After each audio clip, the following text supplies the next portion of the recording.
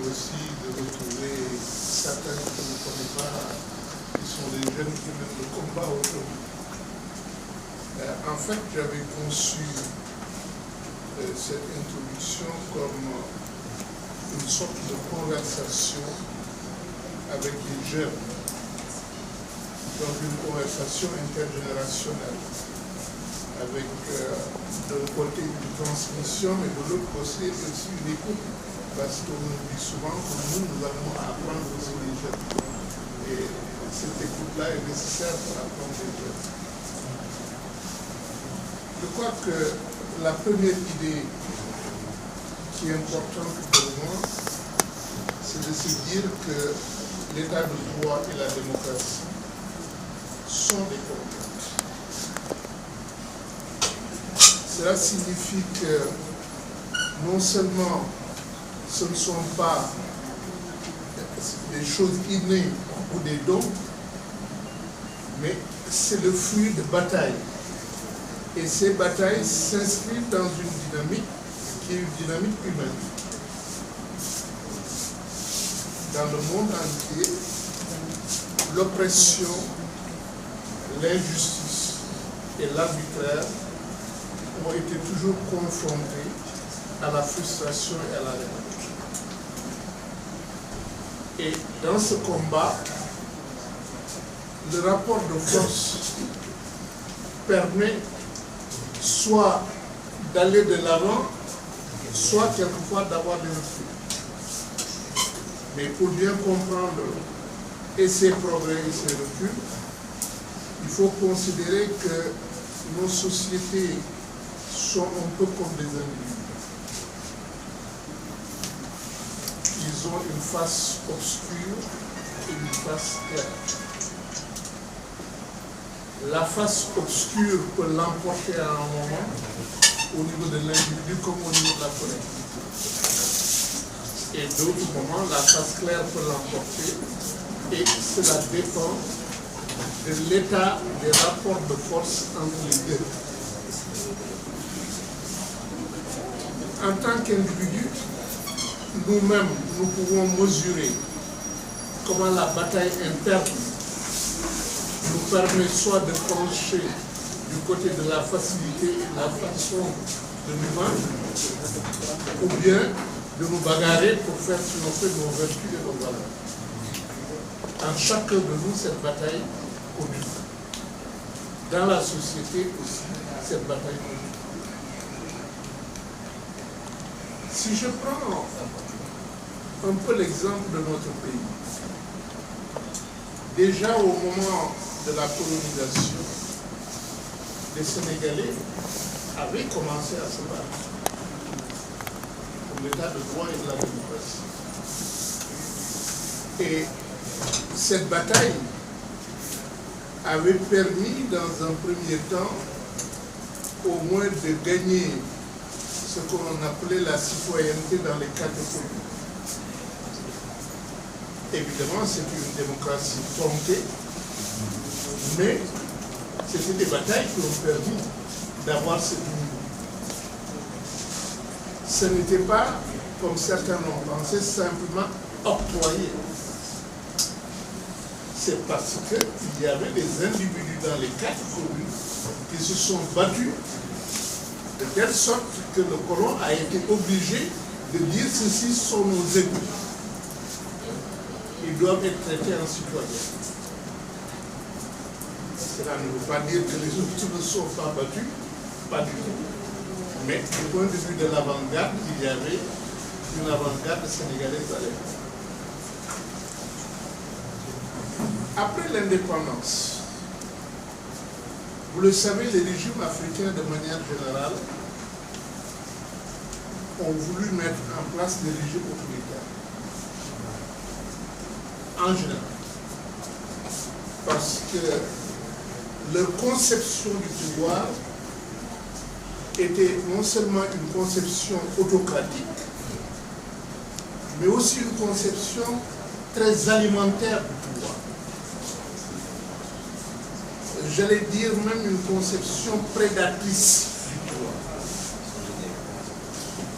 Comment non seulement accaparer la plus grande part du PIB du pays, c'était d'abord ça, et pour y arriver, comment établir un régime autoritaire où personne ne proteste. Senghor a commencé dans cette voie. On parlait de lui comme un poète, un humaniste à l'époque, mais ceux qui ont vécu cette époque savent très bien que Senghor ne respectait pas l'état de droit et ne respectait pas la démocratie. C'est lui qui a commencé, disons, ce travail de créer ce qu'il appelait un parti dominant, parti unifié, pratiquement parti unique. Donc, à dire que la démocratie n'est pas faite pour les Africains. Parce que c'est cela qui transperçait dans sa gouvernance au niveau du Sénégal. Et Senghor a dissous beaucoup d'organisations. Des organisations politiques, comme le PAI, mais aussi des organisations syndicales, on oublie beaucoup d'organisations syndicales, que ce soit des organisations subalternes ou des organisations de travail. Il voulait vraiment faire le vide en ce qui concerne tout contre-pouvoir. Et c'est là où commence la négation de l'état de droit, lorsqu'on veut éliminer tout contre-pouvoir.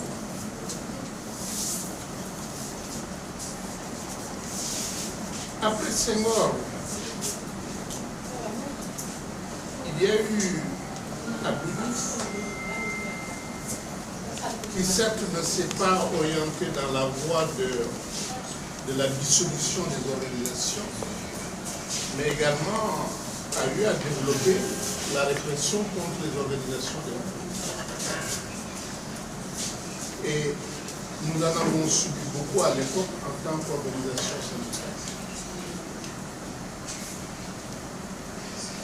Abdoulaye Wade a prétendument défendu la démocratie et l'état de droit, mais en réalité, il a mis à terre cet état de droit. Parce que il a été le président qui a commencé à dire « Je peux tout faire sans rendre de compte à personne. » Publiquement. Ce qui veut dire que pour lui, l'état de droit n'existe pas. La démocratie, non.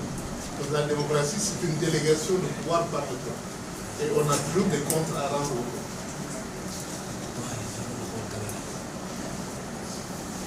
Avec Macky. Face aux caméras, je ne suis pas là pour les caméras.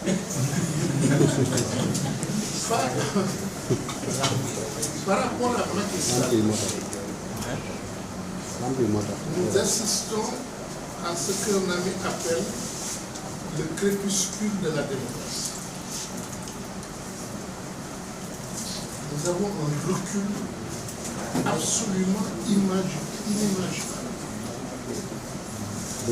Personne n'aurait pensé qu'aujourd'hui au Sénégal, on reviendrait au temps où on est en train de dissoudre les partis politiques. Parce que ça, c'était pratiquement dans la première époque de notre indépendance. On ne pensait pas qu'on allait revenir aujourd'hui à ça. Personne ne pouvait penser qu'au Sénégal, on remplirait les prisons d'hommes et de femmes politiques. Personne ne pouvait penser ça. Personne ne pouvait penser que le droit de manifester, reconnu par la Constitution, de manifester de façon statique ou de façon mobile, que ce droit-là allait être suspendu pratiquement pendant longtemps. Je dis suspendu parce que je ne comprends pas qu'on puisse prendre un arrêté qui date du temps d'Abdoulaye Wade pour opposer à chaque fois, à chaque manifestation, que ce n'est pas possible à cause de cet arrêté. Mais il faut voir l'autre face. L'autre face, c'est la lutte du peuple. Qu'est-ce qui s'est passé quand Senghor a dissous les organisations politiques et syndicales? Les forces progressistes n'ont pas arrêté leur lutte. La lutte s'est poursuivie dans la clandestinité et à travers les organisations démocratiques. Et cette lutte a été féroce. Et elle a permis de retrouver les libertés qui étaient perdues. Déjà, Senghor, sous la pression des forces démocratiques, a été obligé de dire que maintenant, j'ouvre un multipartisme, mais un multipartisme limité à 4 courants, 3 et puis 4. C'était déjà une victoire. Par rapport au parti unique, c'était une victoire. Et c'était des gains importants. Malgré tout, les forces politiques ont dit cela ne suffit pas. Nous ne pouvons pas entrer dans ce que Senghor a tracé, la loi des 4 courants. Nous allons continuer notre bataille pour un plus large. Parce que ce n'est pas à Senghor de dire à chacun, vous serez ceci, vous serez cela, vous serez ceci. Moi, je suis socialiste, mais vous serez démocrate libéral, celui-là sera conservateur, celui-là sera marxiste. Les gens ont refusé, ont dit, ce n'est pas question. Et les forces démocratiques ont continué le débat. Et lorsqu'Abdou Diouf a succédé à Senghor, il a été donc obligé d'ouvrir avec un multipartisme. Cela veut dire que Senghor avait essayé d'enterrer le multipartisme. Les forces progressistes l'ont reconquis par le temps. Ce n'est pas ça. Regardez du côté des organisations syndicales et démocratiques. À l'époque, il y avait d'abord le CES qui a été une fusion. Le CES, c'est le syndicat des enseignants du Sénégal, qui était une fusion entre le SUEL, le syndicat des enseignants primaires, et l'espace, le syndicat des techniciens. Et en 1971, compte tenu de la lutte du CES et du UNPS, Senghor a décidé de dissoudre les deux. La centrale a été dissoute et le syndicat des enseignants a été dissous. Personnellement, je suis entré dans le mouvement syndical à ce moment. Parce que j'enseignais en Casamance et je suis revenu à Dakar. Et je reviens à Dakar en tant que responsable syndical. Je trouve presque tous les responsables nationaux en prison. Ils étaient précisément ici à côté là. Ils étaient tous en prison. Je viens, je leur rends visite. Et je dis, mais vous êtes tous en prison, qu'est-ce que nous allons faire? Tous les leaders sont en prison. Ils disent, mais qu'est-ce que vous allez faire? Vous allez lutter? Il faut organiser la lutte. Oui. Le problème, évidemment, est que vous ne pouvez pas légalement rassembler les enseignants puisque le syndicat était dissous. Qu'est-ce qu'il fallait faire? C'est là que quelques-uns d'entre nous ont dit, écoutez, ce qu'on va faire, on va créer des amicales d'enseignants. Et on a créé partout dans le pays des amicales d'enseignants. Qui ont servi donc de cadre maintenant pour réfléchir sur comment s'organiser et comment poursuivre la lutte. Et ce sont ces amicales qui ont permis en 1975 de reconstituer le mouvement syndical avec le Sud-Est. C'est sur cette base qu'on a reconstitué le mouvement syndical. Ce qui veut dire que la lutte du peuple, personne ne peut l'arrêter. Mais il faut trouver à chaque fois quelles sont les formes adaptées pour pouvoir, dans le contexte, poursuivre la lutte.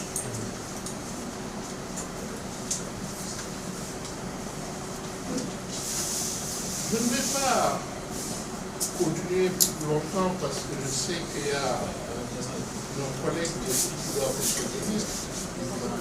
Ce que je retiens de tout ce que je viens de dire, c'est que le combat pour l'état de droit et la démocratie, pour les libertés, et notamment la liberté d'expression, la liberté d'association, ces libertés qui sont des libertés fondamentales,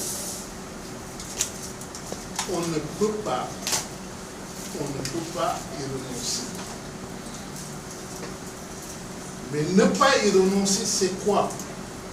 C'est toujours adapter la lutte au contexte. Sinon, on y renonce. Si on n'adapte pas la lutte au contexte, on y renonce. Et je crois que nos camarades avec qui je suis solidaire et qui vivent cette épreuve, je ne dirai pas évidemment sur quelle forme ils doivent lutter parce que je sais qu'ils ont autant d'expérience que moi, mais il est clair qu'ils devront adapter leur lutte au contexte actuel et essayer justement de poursuivre et d'avoir des gains.